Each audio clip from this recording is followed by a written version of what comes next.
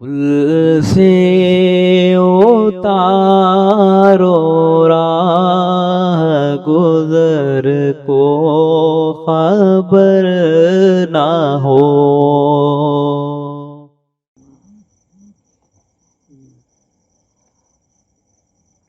الحمدللہ نحمدہ ونصلی علی رسولہ الکریم. حق تعالیٰ کا بے انتہا فضل و احسان ہے کہ اس نے ہمیں سرکار دو عالم سرور کائنات صلی اللہ علیہ وسلم کی امت میں پیدا فرمایا اور ہمیں آپ کا امتی ہونے کا فخر عطا فرمایا. مسجد نبوی کا یہ معاملہ تھا کہ وہاں چراغ نہیں جلتے تھے، وہاں کوئی چراغ نہیں جلتے تھے، بلکہ وقت کے لحاظ سے کھجور کی ٹہنیوں سے اور پتیوں سے اس کو روشنی کی جاتی تھی. ایک دن یہ ہوا کہ سرکار دو عالم صلی اللہ علیہ وسلم نے مسجد میں روشنی دیکھی. انہیں مسجد بڑے روشن کیا گیا تھا مسجد کو. تو آپ نے پوچھا کہ یہ کس نے کیا؟ وہ روشنی کیسی تھی؟ یعنی روغن، زیتون اور رسیاں لا کر قندیلوں، فانوس بنا کر، قندیلوں بنا کر جلا دیا گیا تھا، جس کی وجہ سے مسجد میں اچھی سی روشنی آ گئی تھی پہلے. تو سرکار نے پوچھا کہ یہ کس نے کیا؟ تو حضرت تمیم رضی اللہ تعالیٰ عنہ یعنی تمیم داری رضی اللہ تعالیٰ عنہ نے فرمایا کہ میرے غلام نے ایسا کیا. تو سرکار دو عالم صلی اللہ علیہ وسلم نے پوچھا ان کا نام کیا ہے، اس کا نام کیا ہے؟ تو فرمایا فتح نام ہے. تو سرکار نے فرمایا کہ ان کا نام سراج ہے. تو اس دن سے ان کا نام سراج پڑ گیا.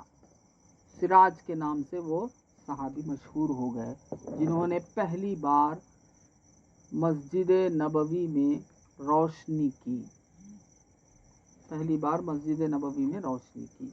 تو اس طرح مسجد نبوی روشن ہو گیا. اس کے بعد سرکار دو عالم صلی اللہ علیہ وسلم نے سوچا، یعنی آپ کے دل میں آپ کی باتیں آئی کہ شہر میں امن ہونی چاہیے، کیونکہ مہاجرین آ کر انصار کے گھر میں مہمان بنے ہوئے ہیں، اور کہیں ایسا نہ ہو جائے، کچھ باتیں نہ نکل جائے جس کی وجہ سے انصار کو بھی تکلیف نہ ہو اور مہاجرین کو بھی تکلیف نہ ہو، کیونکہ مہاجرین نے اللہ اور رسول کے لیے اپنا سب کچھ سرمایہ چھوڑ کر، اپنے ساتھیوں کو چھوڑ کر، اپنے گھر کے احبابوں کو چھوڑ کر نکل کر آئے ہیں، جس کی وجہ سے یہ تکلیف نہ ہو جائے. تو یہ کہیں امن میں، شہر کی امن میں امن نہ نکل جائے. تو یہ سوچ کر سرکار دو عالم صلی اللہ علیہ وسلم نے ایک جلسہ منعقد کیا، اور اس جلسے میں بھائی چارگی کی بارے میں بیان کی، اور بیان کر سرکار دو عالم صلی اللہ علیہ وسلم نے مہاجرین اور انصار میں بھائی چارگی پیدا فرمائی کہ ایک مہاجر ایک انصار بھائی ہے. اس طرح جتنے بھی تھے سب کو ایک دوسرے کا سرکار دو عالم صلی اللہ علیہ وسلم نے بھائی بنا دیے گئے. تو وہ بھائی چارگی اتنی زبردست ہو گئی کہ سگے بھائی کی طرح ماننے لگے انصار. مہاجرین بھی سگے بھائی کے جیسا ماننے لگے، اور ایسے حالات ہو گئے کہ انصار نے کہا کہ ہمارا جو مال ہے اس میں آپ کا بھی حصہ ہے. بھائی کا حصہ ہوتا نا مال میں، تو آپ کا بھی حصہ ہے. اس طرح انصار نے اعلان بھی کیا، اور کچھ انصار نے یہ بھی کہا کہ اگر کسی کی 2 بیویاں ہیں تو انصار نے کہا کہ بھائی، میرے بھائی، تو ان 2 بیویوں میں سے کسی ایک کو تم پسند کرتے ہو تو میں اس کو طلاق دے دیتا ہوں، عدت کے بعد آپ ان سے نکاح کر لیں۔ اس طرح معاملات ہو گئے، اتنی شیرین ہو گئے اور سب خوش ہونے لگے کہ ان کو اپنا اپنا ایک بھائی مل گیا۔ دیکھا بھائی کسے کہتے ہیں؟ بھائی بہت اہم ہے مولا۔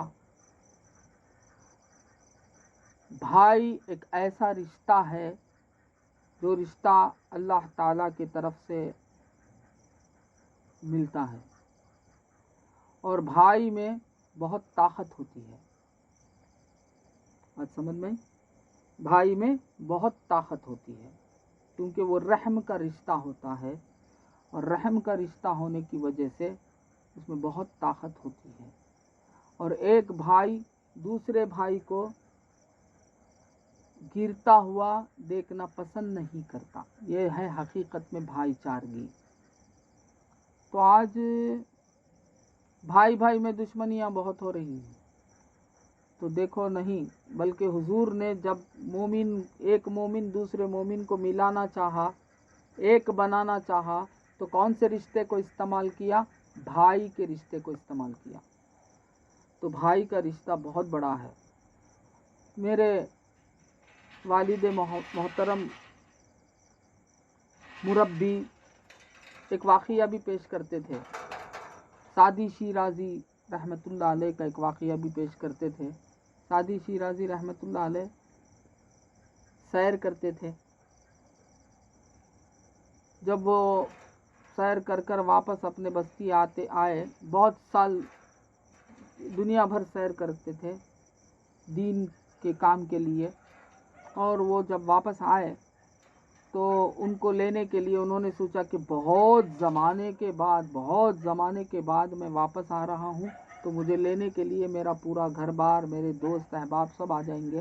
اس زمانے میں جب کوئی آتا تھا تو ویلکم کرنے کے لیے کچھ میل دور تک لوگ آ کر ان کو ویلکم کر کر اپنے بستی کے اندر لے جاتے تھے۔ یہ طریقہ ہوتا تھا، بات سمجھ میں؟ یہی طریقہ ہوتا تھا کہ جب کوئی آنے کا ہوتا تو اس کا ویلکم کیا کرتے۔ دیکھا کتنا اچھا ہے طریقہ۔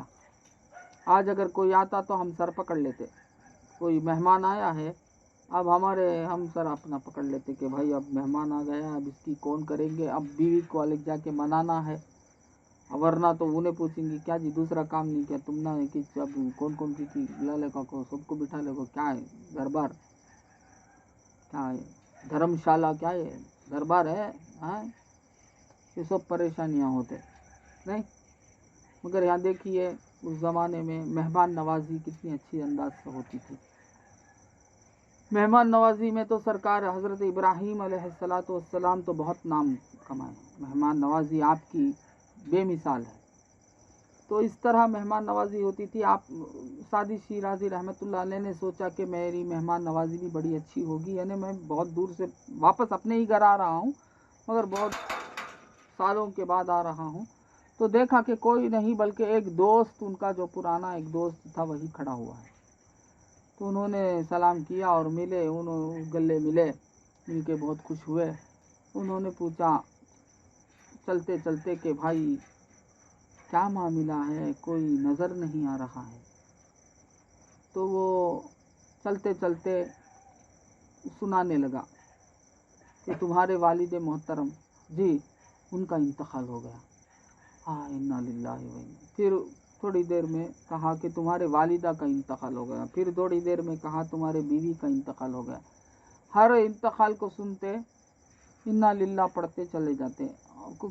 تھوڑی دیر میں کہا تمہارے بچوں کا انتقال ہو گیا۔ اس طرح وہ دوست کیا ہوا، ارے اس کا بھی انتقال ہو گیا، ارے اچھا اس کا کیا ہوا، اس کا بھی انتقال ہوگا، کہتے کہتے آخر اس نے کہتا کہ آپ کے بھائی بولتے ہی رک جاتے، وہ پوچھتے کہ کیا ہوا، بھائی کا کیا ہوا، بھائی کا کیا ہوا۔ تو یہ دوست بڑا پریشان ہو جاتا، بولتا کہ نہیں وہ بھائی کا بھی انتقال ہو گیا، تو رونے لگتے۔ تو پریشان ہو کر پوچھتا کہ میں نے باپ کے انتقال کو سنایا، ماں کے انتقال کو سنایا، بیوی کے سنایا، بچوں کے سنایا, دوستوں کے سنایا, سب کو آپ آرام سے انا للہ پڑھتے ہوئے آتے رہے. جب میں بھائی کی بات کیا تو یہ حال ہو گیا تمہارا. تو انہوں نے فرمایا کہ میاں ہر رشتہ تو, میرے ماں باپ تو بوڑھے ہو چکے تھے, ان کو جانا ہی تھا, وہ تو چلے گئے تو ان کا تو دکھ ہے, مجھے جانا ہی تھا, مگر جانا ہی تھا. بیوی میں دوسری پھر شادی کر لوں تو پھر مجھے بیوی مل جا سکتی ہے, پھر اللہ نے مجھے قوت دی ہے, پھر بھی میں بچے بھی جن لے سکتا ہوں. دوست تو ہے ہی میرا دوست اور بھی بنا لوں تو دوست بن جا سکتے. بتا کیا مجھے بھائی ملے گا؟ کیا میرے ماں باپ پھر سے جن کر مجھے بھائی دے سکیں گے؟ وہی چلے گئے ہیں, کیا مجھے بھائی مل سکتا؟ یہ رشتہ ملتا نہیں.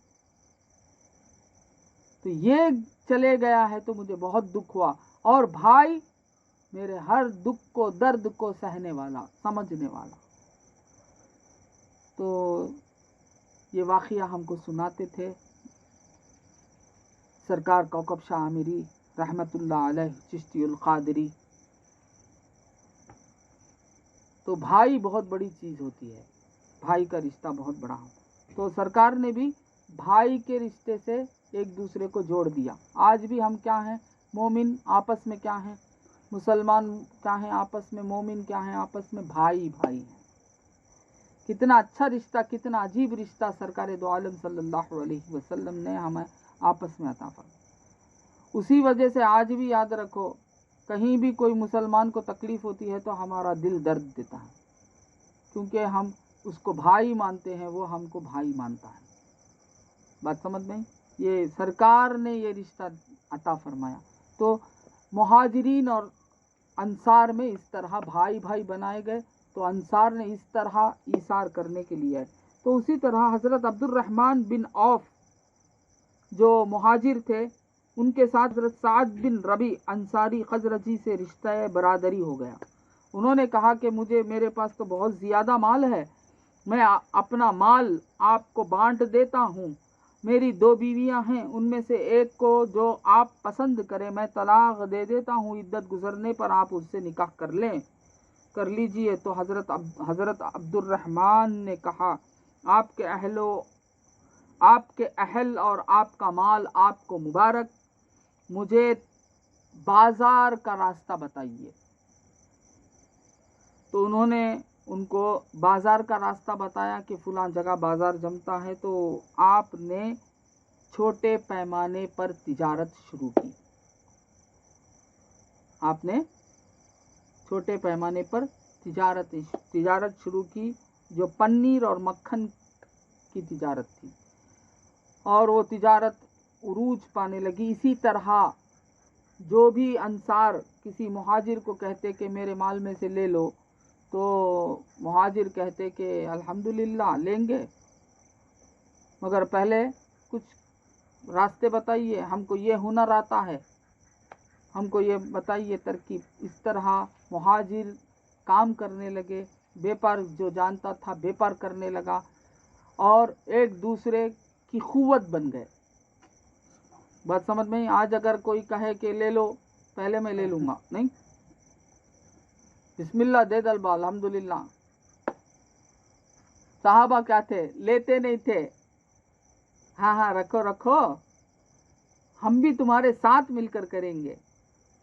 تو اس طرح مہاجرین اور انصار میں اچھی طریقے سے بھائی چارگی آ گئی, اور اللہ تعالیٰ نے مہاجرین کو اور انصار کو دونوں کو برکتیں نازل فرما دیا, اور سب اچھی بلندی پر آ گئے. یہاں تک کہ حضرت عبد الرحمن بن عوف تو بہت بڑے غنی ہو گئے. بات سمجھ میں؟ بہت بڑے غنی ہو گئے. اس طرح سب نکل. ایک وقت حضرت عبد الرحمن بن عوف جب حضور کے پاس آتے تو حضور بہت اچھی خوشبو آتی. سرکار نے فرمایا کہ کیا معاملہ ہے, بڑے اچھے, بہت ڈھن کر آئے ہیں بہت. انہوں نے فرمایا کہ میں آج ایک انصار کی ایک عورت سے شادی کی ہے. سرکار دو عالم صلی اللہ علیہ وسلم نے پوچھا مہر کتنا دیا؟ تو آپ نے عرض کیا، یعنی صحابی نے عرض کیا کہ 5 درہم بھر سونا میں نے مہر دیا. تو فرمایا ولیمہ دو. کیا دو؟ ولیمہ دو، یعنی سب کو خوش کراؤ، سب کو دعوت کراؤ، ولیمہ دو، خوشی ہے، یہ آپ کو آپ کی شادی ہوئی ہے، ولیمہ دو، خواہ ایک بکری ہی صحیح. اب یہ لوگ کیا کرتے، خواہ ایک بکری ہی صحیح بولے نا، دیکھو اسراف نکو کرو، کم کرو، یہ خالی اتچ کھلاؤ اتچ کھلاؤ، کیا بھی کھلاؤ نکو. میں سنتا ہمارے آمبور وغیرہ کے جگہ میں وہ کیا ایک چٹنی ایک میٹھا اور ایکسٹرا کیا بھی رکھے کر کے بولتے تو پینالٹی ڈالتے کہتے. کیا ڈالتے؟ پینالٹیاں ڈالتے کہتے. ایسا سرکار نے فرمایا اگر تمہارے ہاتھ سے نہیں ہو سکا تو کم سے کم ایک بکری ہی صحیح، مگر تم کھلاؤ، دعوت دو، لوگوں کو کھلاؤ، خوشیاں بانٹو، تمہاری خوشی میں سب کو ملا لو. بات سمجھ میں؟ سب خوش ہوں گے، سب دعائیں دیں گے. ہاں تو اس طرح شادی کا کھانا کھانا نہیں، بے دیوانے باتیں ہی وہ سبھی آرام سے کھائے جا، پیے جا، اچھے خوشی خوشی سے شادی کرے جا، اپنے اپنے حیثیت سے. بات سمجھ میں؟ الحمدللہ اپنے اپنے حیثیت سے بڑھ کر گرفتاری میں نہیں آنا. جتنی ہماری چادر اتنا پیر پھیلائیں، اپنی حیثیت سے کریں. وہ اسراف وغیرہ نہیں ہوتا، حدود میں رہیں، حدود سے کریں. اتنا بھی نہ کریں کہ کل شادی ہو جانے کے بعد کل تمہیں غریب ہو جائیں، فقیر ہو جائیں، بھکاری بن جائیں. ایسا بھی نہ کریں، ایسا کرنا بھی منع ہے. اتنا کریں کہ تمہاری حیثیت میں جو ہے لوگوں کو جمع کر کے کھلائیں پلائیں، الحمدللہ خوشی. تو سرکار دو عالم صلی اللہ علیہ وسلم نے فرمایا کہ ولیمہ دو. تو حضرت ابو ہریرہ رضی اللہ تعالیٰ عنہ کا بیان ہے کہ عقد برادری کے بعد انصار نے رسول اللہ صلی اللہ علیہ وسلم سے درخواست کی، یعنی یہ جو سرکار نے برادری کی بات جوڑ لگا دی، تو اس کے بعد انصار نے حضور سے فرمایا کہ ہمارے نخلستان ہمارے بھائیوں اور ہم میں تقسیم فرما دیں، یعنی ہماری جو جائیدادیں وغیرہ ہیں ان کو آپ تقسیم کر دیں. تو آپ نے کہا کہ نہیں. یہ سن کر انصار نے مہاجرین سے کہا، انصار نے یہ کہا کہ مہاجرین سے کہا کہ کام تم کرو، یعنی درختوں کو پانی دینا، یہ سب کام تم کرو، اور جو بھی پھل وغیرہ ہوں گے اس میں تم ہمارے پارٹنرز ہوں گے. کیا ہوں گے؟ پارٹنر ہوں گے. تو سب خوش ہو گئے، اور سب خوش ہو کر اس طرح کام دھام مہاجرین نے کرنے لگے، اور اللہ تعالیٰ نے فضل فرمایا. بات سمجھ میں آئی؟ تو یہ وراثت اگر کوئی انصار انتقال ہو جاتا تھا تو باقاعدہ یہ وراثت مہاجرین کے حصے میں بھی جاتی تھی. بات سمجھ میں آئی؟ تو اللہ تعالیٰ نے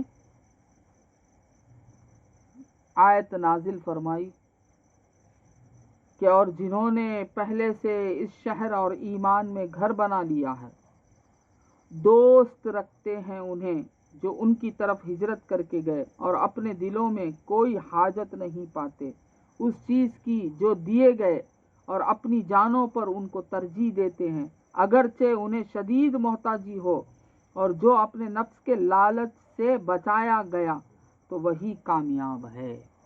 تو اللہ تعالیٰ نے تعریف بھی کرتا ہے، لالچ نہیں کی بلکہ مل جل کر رہنے لگے. تو اس طرح سرکار دو عالم صلی اللہ علیہ وسلم نے ہجرت کے پہلے سال میں امن کا خیال رکھتے ہوئے اور دوسروں پر بوجھ نہ بننے کے لیے بھائی چارگی کر کر ایک کا بھائی بنا کر وہ آئے ہوئے مہاجرین کو اس طرح سپلٹ کر دیا، اور جس کی وجہ سے مہاجرین بھی خوش رہے اور انصار بھی خوش رہے، اور بزنس کرنے والے بزنس شروع کر دیے، اور الحمدللہ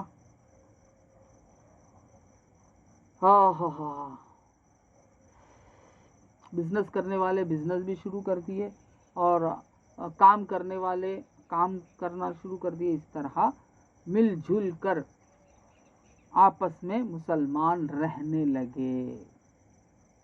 دیکھا سرکار دو عالم صلی اللہ علیہ وسلم نے امن کو کتنی افضلیت دیتے۔ آج ہمارا یہ حال ہے کہ فساد کو افضلیت دیتے ہیں۔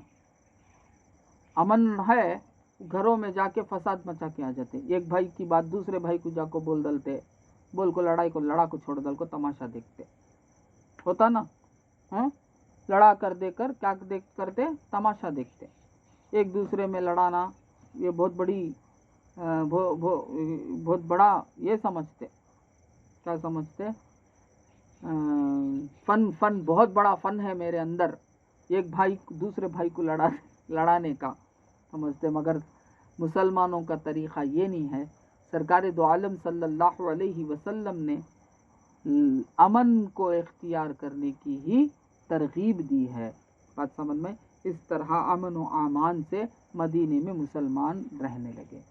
ایک واقعہ بخاری کا ہے جس کو میں عرض کرنا چاہتا ہوں کہ سرکار دو عالم صلی اللہ علیہ وسلم کی خدمت میں ایک بھوکا سائل آیا، ایک بھوکا سائل یعنی بھوکا آدمی ایک آیا، سوال کرتا ہوا آیا۔ حضور صلی اللہ علیہ وسلم نے اپنے گھر میں دریافت کیا کہ کچھ کھانے کو ہے، تو جواب آیا صرف پانی۔ کیا جواب آیا گھر سے؟ صرف پانی، یعنی کچھ بھی نہیں ہے، پانی ہے۔ تو آپ نے فرمایا کہ کون ہے جو اس کو اپنا مہمان بنائے؟ کون ہے جو اس کو اپنا مہمان بنائے؟ تو سرکار ایک انصاری نے کہا کہ یا رسول اللہ میں حاضر ہوں۔ چنانچہ وہ انصاری نے اس سائل کو لے گیا اپنے گھر، جا کر اپنے بیوی سے کہا کہ سرکار کے پاس سے مہمان آئے ہوئے ہیں، کچھ کھانے کو ہے؟ تو ان کے بیوی کیا فرماتے ہیں کہ بچوں کا کھانا ہے، بچوں کے کھانے کے لیے ہے۔ تو انہوں نے فرمایا کہ چلو اس کو ریڈی کر دو، اس کھانے کو، اور بچوں کو کسی طرح سلا دو، بچوں کو کسی طرح سلا دو اور بچوں کو یہ کھانا ریڈی کر دو۔ تو کیسے کیسے مقدس بیویاں تھے صحابیات، تو اچھا صحیح ہے کر کے بچوں کو سلا دی عورت، اور وہ جو بچوں کا کھانا ہے وہ کھانا بنا دی، بنا کر اب دو بچوں کا کھانا، ابھی ساتھ مل کر بیٹھ کر کھانا، مہمان نوازی کا طریقہ کیا ہے؟ ساتھ مل کر بیٹھ کر کھانا۔ بات سمجھ میں؟ آج کیا کرتے؟ دسترخوان جوڑ کے بٹھا کے، گھر میں کوئی مہمان آئے دسترخوان جوڑ کے بٹھا کے، انہوں کھاتے نہیں، انہوں کھاؤ بولنے کو رکھ جاتے، انہوں بیٹھتے نہیں، گھر والے کوئی بھی بیٹھتے نہیں، ایسا نہیں۔ مہمان نوازی کا طریقہ یہ ہے کہ گھر والے بیٹھنا، کوئی نہ کوئی گھر والے ساتھ دینا۔ تو یہ مہمان نوازی کا طریقہ تھا کہ گھر والے ساتھ بیٹھتے تھے تو مہمان بھی کھاتا تھا۔ تو اب یہاں کھانا ہی بہت کم تھا، اب ساتھ اگر بیٹھیں گے تو کیا حال ہوگا؟ تو ساتھ تو بیٹھ گئے، رکابیاں وغیرہ جوڑ لیں، اور اس کے بعد کسی ہیلے سے وہ صحابیہ جو ہیں چراغ کو گل کر دی، چراغ بجھ گیا۔ اب اس کو سلگانے کی کوشش کری، نہیں ہوا، چراغ بجھ گیا۔ اب کیا کرنے لگے، وہ جتنا کھانا تھا وہ اس مہمان کے رکابی میں ڈال دیے، اور یہ صرف ہاتھ چلاتے رہے، ہاتھ اور منہ کی حرکتیں دیتے رہے۔ اس طرح اس سائل کو جو رسول اللہ کے دربار سے آئے تھے، اس سائل کو پیٹ بھر کر کھلا کر بھیج دیا۔ دیکھا، رسول کا بھیجا ہوا سائل بھوکا نہیں جانا۔ ہم بھوکے رہ جائیں گے مگر رسول کا بھیجا ہوا سائل بھوکا نہیں جانا۔ کیا محبتیں اپنے نبی کے ساتھ، اپنے رسول کے ساتھ۔ آج بھی وہ محبتیں اگر تمام امت رسول میں پیدا ہو جائے، آج بھی ہم کامیاب رہیں گے۔ تو اس طرح سو گئے سب، وہ سائل پیٹ بھر کے کھا لیے اور انہوں اپنا راستہ دیکھ لیے، یہ گھر میں سو گئے۔ صبح کو سرکار دو عالم صلی اللہ علیہ وسلم کی خدمت میں حاضر ہوئے تو سرکار نے فرمایا کہ رات اللہ تعالیٰ تمہارے نیک کام سے راضی ہوا.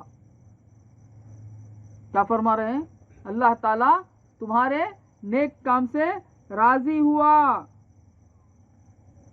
یہ فرما رہے ہیں حضور. بات سمجھ میں آئی؟ اور خوش ہو گئے وہ صحابی، اور خوش ہو گئے وہ صحابی. تو اس طرح وہ سال اس طرح چلنے لگا. اب اس کے بعد ایک مسئلہ سرکار دو عالم صلی اللہ علیہ وسلم کے سامنے آیا، وہ یہ کہ مدینہ منورہ میں پورے کے پورے تو مسلمان نہیں ہوئے، یہودی ہیں ہاں، اور مشرکین بھی ہیں. کچھ لوگ مسلمان ہوئے اور بھی کچھ لوگ مسلمان ہونا ہے نہیں ہوئے ہیں، مشرکین ہیں.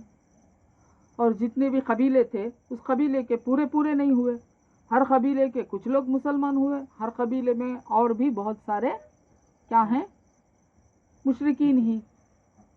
اب کیا بھی ہو سکتا ہے نا.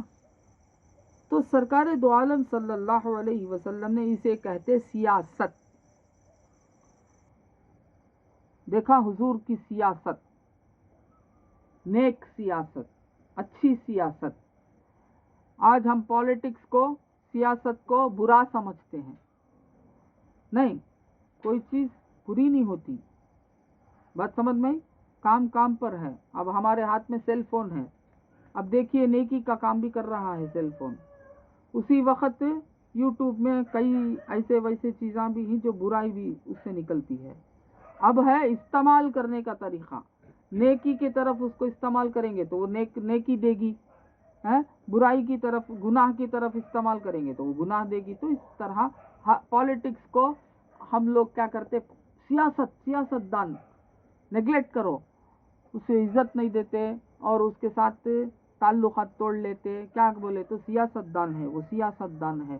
تو دیکھو نہیں بابا، سیاست بھی ہمارے ہی گھر کی چیز ہے، اچھی سیاست ہے ہمارے گھر میں. یعنی سرکار دو عالم صلی اللہ علیہ وسلم نے بھی سیاست ہی کی ہے، تو اچھی سیاست ہے.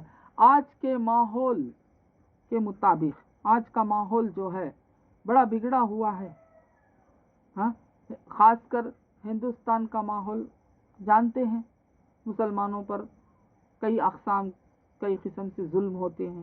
اذان پر پابندیاں ہو رہی ہیں، مسجدوں کو توڑا جا رہا ہے، اور وہ لوگ اپنے حکومت کی وجہ سے ہنگامے کر رہے ہیں، خون ہو رہے ہیں. ایسے کتنے کی مسائل ہو رہے ہیں. تو ماحول بگڑا ہوا ہے. تو میں سمجھتا ہوں کہ یہ بات ہم لوگوں کے لیے کچھ فائدہ بخش ہو. تو سرکار دو عالم صلی اللہ علیہ وسلم نے بھی جب دیکھا کہ ابھی بہت سارے لوگ مدینے کے رہنے والے باشندے مشرکین ہیں اور وہاں یہود بھی ہیں، یہودیاں بھی ہیں، تو آپ نے کیا کیا؟ ایک عہد نامہ تیار فرمایا. کیا تیار فرمایا؟ ایک عہد نامہ، اوت بولتے نا، عہد نامہ. ایک عہد نامہ تیار فرمایا، اور سرکار دو عالم صلی اللہ علیہ وسلم نے ان مشرکین سے بھی مل کر ان کو بھی جمع کیا، یہودیوں سے بھی مل کر یہودیوں کو بھی جمع کیا. جمع کر ان تمام کو کے درمیان جو یہود تھے، مشرکین تھے، سب شامل تھے، سب کو ملا کر سب کے ساتھ بیٹھ کر عہد نامہ حضور صلی اللہ علیہ وسلم نے جو بنائے تھے، مرتب فرمایا تھا، اس کو سب کے سامنے رکھا. سب نے وہ عہد نامہ دیکھا اور سب کے اندر خوشی آئی اور سب نے دستخط اس عہد نامے میں کی. تو عہد نامہ کیا تھا؟ یعنی اس عہد نامے میں بہت ساری شرطیں تھیں. وہ عہد نامہ تو میرے پاس ہے، اس کا پورا ڈیٹیل، وہ بہت بڑا ڈیٹیل ہے. میں اس میں سے جو خلاصہ چیزیں ہیں میں بتا دیتا ہوں. تو اس میں یہ تھا کہ اس میں یہ شرطیں تھیں کہ مدینے پر جب کوئی بیرونی دشمن حملہ کرے گا تو تمام مدینے والے مل کر اس کی مدافعت اور مقابلہ کریں گے. یعنی جو باہر والا، مدینے سے باہر والا جو شخص ہے، یعنی مدینے سے باہر والے لوگ جو ہیں، یا کوئی قبیلے ہیں، ہے نا، وہ لوگ اگر مدینے پر حملہ کریں گے تو اس وقت سب مل کر ایک ہو جائیں گے، سب مل کر ایک ہو کر سب مدینے والے، اب مسلمان، مشرک، یہودی، وہ سب مل کر ایک، کیونکہ مدینے والے ہیں، وطن مدینہ، مدینے والے سب ایک ہو کر اس کے ساتھ ڈیفنس کریں گے اور اس کے ساتھ لڑیں گے، یعنی جنگ کریں گے۔ ایک شرط یہ تھی کہ یہودان مدینہ قریش مکہ یا ان کے حلیفوں کو مسلمان کے خلاف پناہ نہ دیں گے۔ کیا تھا کہ یہودیوں کو کیا تھا کہ یعنی مدینے کے یہودیوں سے کیا شرط تھی کہ قریش مکہ، مکے کے جو قریش جو دشمن ہیں مسلمانوں کے، اگر وہ دشمن مسلمانوں کے خلاف پناہ چاہتے ہیں تو وہ لوگ پناہ نہیں دیں گے۔ مدینے میں جو لوگ مسلمان ہیں ان کے خلاف اگر پناہ چاہتے ہیں تو وہ لوگ پناہ نہ دیں گے۔ یہ کہ شرط تھی کہ باشندگان مدینہ میں کوئی شخص کسی دوسرے کے دین و مذہب اور جان و مال سے تعرض نہ کرے گا۔ ہاں یہ بہت بڑی چیز ہے۔ کیا تھی کہ مدینے کے جو باشندگان ہیں ان میں مشرکین بھی تھے، یہود بھی تھے، مسلمان بھی تھے، تو کوئی بھی کسی دین و مذہب پر اعتراض نہیں کرے گا، یعنی ان کو اپنے اپنے دین پر قائم رہنے کا حق عطا کر رہے ہیں۔ تو اپنے دین پر قائم اور اپنے رسومات کر، ہم اپنے دین پر قائم، ہم اپنے رسومات کریں گے۔ بات سمجھ میں آئی؟ کوئی بھی کسی مخالف کے ساتھ، یعنی مخالف دین جو ہے، کوئی مذہب دوسرے مذہب سے لڑائی جھگڑا آپس میں نہیں کرے گا، مذہب کے اعتبار سے کوئی لڑائی جھگڑا نہیں کرے گا۔ بات سمجھ میں آئی؟ ہاں، یہودی اپنا یہودیت میں رہے گا، مشرکین اپنے مشرکین میں رہیں گے، اور مسلمان اپنے مسلمانیت میں رہیں گے، اور اسلام کو جو بھی دیکھے گا، سمجھے گا، جانے گا، جو بھی مسلمان ہونا چاہے گا وہ مسلمان ہو جائے گا۔ بات سمجھ میں آئی؟ تو مذہب کو لے کر آپس میں جھگڑے کرنا اور مذہب کو لے کر آپس میں لڑ لینا، یہ تمام چیزیں نہیں کریں گے، ایک دوسرے کے مذہب پر کوئی دخل نہیں دیں گے۔ بات سمجھ میں؟ یہ بھی ایک شرط تھی کہ باشندگان مدینہ میں کوئی دو فریق کسی بات پر آپس میں جھگڑیں اور خود نہ سلجھ سکیں، یعنی دو قبیلے آپس میں اگر لڑ لیں تو خود سے وہ لوگ صلح نہ کر لیں، تو اب سرکار دو عالم صلی اللہ علیہ وسلم کو آربیٹریٹر بنا کر لائیں گے، حضور کو، اور حضور نے جو فیصلہ کریں گے اس پر سب مان لیں گے۔ کیا بات ہے! اللہم صلی علی سیدنا محمد وعلی آل سیدنا محمد، جس سے کسی کو انحراف و انکار نہ ہوگا، حضور جو کہیں گے اسے مان لیں گے۔ پھر یہ شرط تھی کہ جنگ کے مصارف اور فوائد میں تمام باشندگان مدینہ بحصہ مساوی شریک ہوں گے، یعنی جنگ کے معاملات میں پورے کے پورے شریک ہوں گے، اور جو مال غنیمت آئے گا اس میں بھی برابر سب کا ایکول حصہ ہوگا۔ یہ یہود ہے اس کو نہیں دینا، یہ مشرک ہے اس کو نہیں دینا، یہ مسلمان ہے اس کو نہیں دینا، نہیں ہمارا ہے ہم بڑھ کو لے لیں گے، اس طرح کوئی بھی نہیں کریں گے، سب مساوت کے ساتھ رہیں گے۔ بات سمجھ میں؟ پھر جن قبیلوں یا قوموں سے مدینے کے یہودیوں کا معاہدہ ہے پہلے سے ہی، اگر کوئی قبیلوں سے یہودیاں کا کوئی اگریمنٹ ہے اور وہ یہودان مدینہ کے دوست ہیں، اگر وہ یہودان مدینہ کے دوست ہیں، مسلمانان مدینہ بھی ان کو اپنا دوست سمجھیں گے۔ بات سمجھ میں؟ یعنی مدینے کے یہودیوں کے اگر کوئی دوست ہیں، ان باہر والے ہیں، اور مگر یہودیوں کے، مدینے کے یہودیوں کے دوست ہیں اور ان سے وہ لوگ اگریمنٹ وغیرہ کیے ہوئے ہیں، تو مسلمان کو بھی چاہیے کہ ان کو دوست مانے، سمجھیں گے، اللہ اکبر، اور دوستوں کی طرح ان کی رعایت کریں گے، یعنی دوستوں کے ساتھ جس طرح سلوک کرتے ہیں اچھا سلوک اسی طرح سلوک کریں گے۔ اسی طرح جو قبیلے مسلمانوں کے دوست ہیں، اسی طرح مسلمانوں کے دوست اگر کوئی قبیلے ہیں تو مدینے کے یہودی بھی ان کے ساتھ دوستانہ سلوک کریں گے، تو مدینے کے یہودی بھی ان کو اپنا دوست مانیں گے، ان کے ساتھ دوستانہ سلوک کریں گے۔ مدینے کے اندر کشت و خون کرنا حرام سمجھا جائے گا، یعنی مدینے کے اندر آپس میں لڑ لینا، قتل و غارت کر لینا، خون خرابہ کر لینا کیا سمجھا جائے گا؟ حرام سمجھا جائے گا، کسی کے لیے بھی، وہ یہودی ہو، وہ نصرانی ہو، وہ مشرک ہو، وہ مسلمان ہو، کوئی بھی نہیں۔ مظلوم کی امداد سب پر فرض ہوگی، اگر کوئی مظلوم ہے تو مظلوم کی امداد کرنے کے لیے سب پر فرض ہوگی، سب مل کر اس مظلوم کی امداد کرنا چاہیے۔ یہ اگریمنٹ پر یہودی لوگ بھی خوش ہو کر دستخط کرے، مشرکین یعنی یہودان مدینہ اور مشرکین مدینہ بھی اس پر دستخط کرے۔ یہی میں نے کل کہا تھا کہ دو چیزیں اسلام میں بہت اہمیت رکھتے ہیں، میں آج بتاؤں گا، تو وہ یہی دو چیزیں ہیں، ایک بھائی چارگی اور دوسرا وطن میں امن و امان قائم کرنا۔ اب بتائیے مجھے ذرا، کیا مسلمان ٹیررسٹ ہے؟ کیا رسول اللہ صلی اللہ علیہ وسلم ٹیررسٹ کا درس دینے والے، امن کا درس دینے والے، کیا درس دینے والے؟ امن، پیس، امن کا درس دینے والے رسول ہیں۔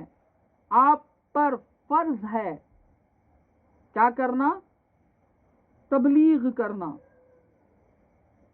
یعنی اسلام کو پیش کرنا اور مسلمان بنانا۔ بات سمجھ میں آئی؟ ماحول کو کس طرح تیار کر رہے ہیں، بات سمجھ میں آئی؟ یہ ہے اخلاق رسول اللہ کی، اسی اخلاق پر تمام کے تمام فدا ہو گئے۔ اور اس کے بعد ایک ایسا زمانہ آ گیا کہ پورے عرب میں اب کافر ہی نہیں رہا، مدینہ تو مدینہ، پورے عرب میں کافر نہیں رہا، تو اخلاق سے اسلام پھیلا، بات سمجھ میں آئی؟ محبت سے اسلام پھیلا، محبت بانٹا گیا، اخلاق بانٹی گئی، محبتوں سے اسلام کو پھیلایا گیا۔ کس سے؟ محبت سے، محبت سے اسلام کو پھیلایا گیا۔ اسلام پھیلا ہے تلوار سے نہیں، زور سے نہیں، ظلم سے نہیں، بلکہ کس سے؟ محبت سے، حکومت سے نہیں۔ کہاں؟ اکیلے ایک سرکار دو عالم صلی اللہ علیہ وسلم مکہ معظمہ میں پیدا ہوئے، آپ نکلے بس سراج منیرا، ایسے چراغ جہاں بھی آپ لگتے گئے سب چراغ بنتے گئے، روشنی ایسی پھیلائی ساری کائنات میں حق کی روشنی پھیل گئی، باطل ختم ہو گیا۔ بات سمجھ میں آئی؟ حق کی روشنی پھیل گئی اور باطل ختم ہو گیا۔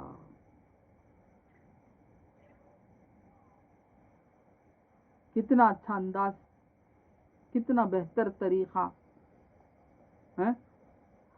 یہ طریقہ سرکار نے غیروں کے ساتھ جب کیا ہے، آج ہم اپنوں کے ساتھ بھی نہیں کرتے، آج ہم اپنوں کے ساتھ بھی نہیں کرتے، بلکہ فتوے بانٹتے پھرتے، مسلمان کو مشرک کے فتوے دیتے، ایک مسلمان دوسرے مسلمان کو کافر و مشرک کے فتوے بانٹتا، اس طرح امن کو توڑنے والے بن گئے ہم. رسول کا طریقہ یہ نہیں تھا. رسول کا طریقہ امن قائم کرنا. امن سے سب کچھ. پوری اسلام کی جیت ہوئی ہے تو امن سے ہوئی ہے. اسلام پھیلا ہے تو امن سے پھیلا ہے. بات سمجھ میں آئی؟ آج ہمارا کیا حال ہے؟ ہم آپس میں ایک دوسرے کے دشمن بنے ہوئے ہیں. ایک دوسرے کو کافر اور مشرک کے فتوے دے رہے ہیں. اگر کوئی کچھ غلطی کر لیا چھوٹی سی، اس سے فتویٰ دے دیے. کوئی کچھ کر لیا، بھائی عقل سمجھ اپنی اپنی جگہ ہے. کسی کی سمجھ اونچ ہے، کسی کی سمجھ چھوٹی ہے. بات سمجھ میں آئی؟ سمجھ کا ایک اعتبار ہے. ہر ایک کا ایک سمجھ کا ایک تقاضا ہے. بات سمجھ میں آئی؟ ایک بات جو انجینئر سمجھ سکتا ہے، وہ بات ایک SSLC پڑھنے والا آدمی کیا سمجھے گا؟ بات سمجھ میں آئی؟ نہیں سمجھ سکتا. بات سمجھ میں آئی کیا؟ یعنی مطلب ایک سمجھدار ہے وہ ایک بات کو سمجھ سکتا ہے. کوئی کسی کی سمجھ میں کمی ہوگی، کوتاہی ہوگی، وہ سمجھنے میں سمجھ نہیں پائے گا. بات سمجھ میں آئی؟ تو اسے لے کر جھگڑے کر لینا، فساد کر لینا، آپس میں فتوے بانٹ لینا، یہ مومنین کا طریقہ نہیں ہے. معلوم سمجھ میں آیا؟ یہ ایمان والوں کا طریقہ نہیں ہے. یہ کام چھوڑیں اور ایسے کرنے والوں سے دور رہیں. یہ بالکل غلط ہے. اٹھے اس وقت ان کو کون بھائی ابھی حضرت اگر سلسلے والے رہے، پیر صاحب پیری مریدی میں رہے، اٹھا اس وقت کسی اور فرقے والے کو، یعنی کسی دوسرے کو کچھ بول دیتا. تبلیغ جماعت کو کچھ بول دیا، اس کو کچھ بول دیا، اس کو کچھ بول دیا، کیا فتوے دے دیتا. کافر ہے، مشرک ہے. اب وہ ہم کو فتوے دے دیتا. دیوبندی ہے، انہیں دوسرے کو فتوے دے دیتا. وہ ہے. اس طرح فرقے میں بٹ گئے ہیں. فرقے میں بٹنا نہیں ہے ہم کو تو ایک ہونا ہے. سرکار دو عالم صلی اللہ علیہ وسلم نے امن کے خاطر جو مذہب حقیقی مذہب نہیں ہے، بات سمجھ میں، مشرکین کے ساتھ بھی امن کے خاطر کیا کیا؟ دوستی قائم کی. بات سمجھ میں، اسی دوستی کا صلہ کیا ہوا؟ سب مسلمان ہو گئے. بات سمجھ میں، بہت سارے مسلمان ہونے لگے. کیونکہ امن، حضور کے آنے سے پہلے کیا تھا حال؟ اس عالم یعنی عرب کا عالم کیا تھا؟ ایک دوسرے قبیلے والے لڑتے تھے. مذہب وغیرہ ایک رہنے کے باوجود پھر بھی قبیلے کے اعتبار سے، خاندان کے اعتبار سے مار لے کے مرتے تھے. تمل میں بولتے پنگاڑی بولتے نا، تمل میں پنگاڑی بولتے تمل میں. خالی لڑیاں ہوتے رہتے. وہ اصل میں بھائیاں ہو لڑیاں. فساد، امن نہیں، کسی کو رات میں سونے نہیں. ایک قبیلہ امن سے سو نہیں سکتا، معلوم نہیں وہ قبیلے والا ہنگام حلہ بول دے گا. بات سمجھ میں. یہ سب حالات حضور یثرب میں پہنچنے کے آگے بھی دو قبیلے بہت زیادہ ایسے لڑے کہ بڑے بڑے جو بھی سورما پہلوان تھے سب مر گئے. سب کیا ہو گئے؟ مر گئے، کمزور پڑ گئے. دونوں کے دو قبیلے بھی کمزور پڑ گئے. بات سمجھ میں. سرکار کا پہنچنا، امن کا پہنچنا، رحمت للعالمین، رحمت بانٹ رہے ہیں. سرکار کیا ہے؟ رحمت للعالمین ہے. عالمین کے لیے رحمت ہے. تو عالمین کے لیے رحمت ہے تو عالمین کے لیے رحمت بانٹ رہے ہیں. بات سمجھ میں آئی؟ تو ہم کو یہ تمام چیزیں غور و فکر کرنا چاہیے. آپس میں جھگڑے نہیں کرنا چاہیے. بات سمجھ میں آئی؟ عالم ہے، عالم اگر جان لیا کہ میں عالم ہوں تو وہ کبھی اپنے چھوٹے سے، اپنے جاہل سے لڑنا نہیں چاہیے، مگر عالم ہی لڑتا. بات سمجھ میں آئی؟ اسی طرح اگر کوئی جاہل ہے، وہ اگر جان لے کہ میں جاہل ہوں، وہ تو عالم کی عزت کرنے لگے گا. بات سمجھ میں آئی؟ کوئی بات کسی کو سمجھ میں نہیں آئی، بھائی سمجھائیں یا چھوڑ دیں، اس کا اپنا اپنا معاملہ ہے. بات سمجھ میں آئی؟ سمجھانے کی کوشش کریں، امن کے ساتھ سمجھائیں، اچھے طریقے کے ساتھ سمجھائیں اور اچھے اخلاق پیش کریں آپس میں. آج نہیں سمجھا، تمہاری اخلاق کی وجہ سے کل مان لے گا. جو بات سمجھ میں بھی نہیں آئی، محبت اس کو ماننے پر مجبور کر دیتی ہے. بات سمجھ میں آئی؟ تو ایمان کے جتنے بھی شرائط ہیں وہ سب غائب ہیں، سمجھ میں نہیں آئیں گے، سب غائب ہیں. ایمان کے جتنے بھی شرائط ہیں، 7 شرائطیں بتائی گئی ہیں، وہ سب غائب ہیں. تو کس طرح مانے؟ محبت کی وجہ سے مانے. حضور سے محبت ہو گئی، وہ نہ سمجھی ہوئی باتیں مان لیے، جب مان لیے سمجھ میں آ گیا. بات سمجھ میں آئی؟ حضور سے محبت ہو گئی، حضور کے غیب باتیں، حضور نے جو غیب باتیں بتائی وہ غیب باتیں مان لیے، تو ماننے کے بعد سمجھ میں آ گیا. بات سمجھ میں آئی؟ اس طرح اگر محبت بانٹتے پھریں تو بہت بڑی چیز ہے. تو میری یہی گزارش ہے کہ آپس میں محبت بانٹتے پھریں. محبت کی وجہ سے تمہارے طرف مانوس ہو جاتا ہے انسان، ایک انسان دوسرے انسان کی طرف مانوس ہو جاتا ہے محبت کی وجہ سے. جب وہ مانوس ہو جاتا ہے تو ہو سکتا ہے کہ وہ کیا کرے، تمہارا مذہب اختیار کر لے. سرکار غریب نواز رحمت اللہ علیہ ہندوستان میں آئے، کیا ہندوستان میں کوئی مسلمان تھا؟ نہیں، ہر جگہ مشرکین تھے. کس طرح مسلمان 90 لاکھ لوگ مسلمان ہو گئے؟ کس طرح مسلمان ہوئے؟ اور زبان بھی نہیں تھی، وہ فارسی زبان والے، ہاں، اور یہ ہندوستان میں سنسکرت والے. اس کے باوجود بھی 90 لاکھ لوگ سرکار سیدنا غریب نواز رضی اللہ تعالی عنہ کے ہاتھ پر داخل اسلام ہوئے. کس طرح ہوئے؟ سرکار نے محبت سے اسلام کو پھیلایا. بات سمجھ میں؟ اس ہندوستان میں آئے اور ہندوستان میں سرکار نے محبتوں کے ذریعے سے اسلام کو جو ہی پھیلایا تو لوگوں نے محبت اور اخلاق سرکار کی دیکھ کر قبول کرنے لگے. وہ اخلاق کس کی تھی؟ حقیقت میں غریب نواز کی اخلاق کس کی اخلاق تھی؟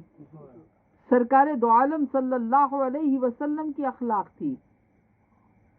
کیونکہ غریب نواز اطاعت، حضور کی اطاعت کرنے والے، تو حضور کی اطاعت کرنے والے، تو حضور کی اطاعت کیا، یعنی حضور کی اخلاق کو اپنائے ہوئے تھے.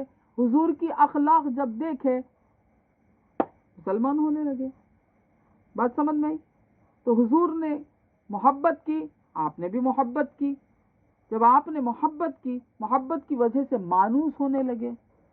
ایسا واقعہ ہے کہ سرکار سیدنا غریب نواز رحمت اللہ علیہ راستے سے گزر رہے ہیں، ہاں، تو لوگوں نے ان کو صرف دیکھنے کے لیے جمع ہو جایا کرتے تھے، ان کو دیکھنے کے لیے. تو آپ پوچھتے تھے کہ آپ لوگ کیوں جمع ہوئے ہو؟ کہتے تھے کہ نہیں، آپ کے اخلاق اور عادات کی بول بالیاں سنے ہیں، ہم آپ کو دیکھ لیں گے، اس لیے تو میں اتنا پسند ہوں آپ کو. تو فرماتے تھے کہ ہاں ہم کو بہت پسند ہے.